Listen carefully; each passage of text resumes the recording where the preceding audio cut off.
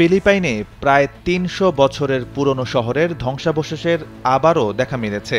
একটি কৃত্রিম হ্রদের পানি শুকিয়ে যাওয়ায় শহরটি এখন দৃশ্যমান। খবর পেয়ে স্থানীয় বাসিন্দারা শহরটি দেখতে সেখানে ভিড় করছেন।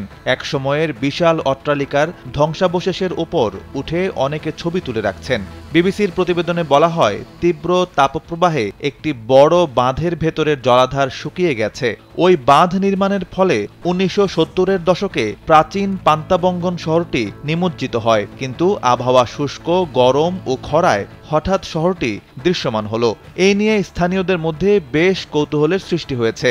ফিলিপাইনে তীব্র দাবদাহ চলছে। দেশের প্রায় অর্ধেক অঞ্চল খরার সম্মুখীন। একমাত্র ওয়ালটন এসি দিচ্ছে ১ বছরের রিপ্লেসমেন্ট গ্যারান্টি এবং কম্প্রেসরের ১০ বছরের গ্যারান্টি। কিছু জায়গায় তাপমাত্রা ৫০ ডিগ্রি সেলসিয়াসে পৌঁছেছে। ইতিহাস বলছে ১৬৪৫ সালে স্প্যানিশ মিশনের এক পুরোহিত পান্তাবাঙ্গানে বসতি স্থাপন করেন। ধীরে ধীরে এটি গ্রামে পরিণত হয়। এরপর ১৭৪৭ সালে এলাকাটি আনুষ্ঠানিকভাবে ফিলিপাইনের মানচিত্রে অন্তর্ভুক্ত হয়। ১৯০০ সালে পান্তাবঙ্গন আনুষ্ঠানিকভাবে শহরের মর্যাদা পায়। এই শহরটি ঘিরে ফিলিপাইনের বাসিন্দাদের মধ্যে আগ্রহ ও কৌতূহল রয়েছে। বিভিন্ন সংগঠন শহরটির ধ্বংসাবশেষ যথাযথভাবে সংরক্ষণের দাবি জানিয়ে আসছে।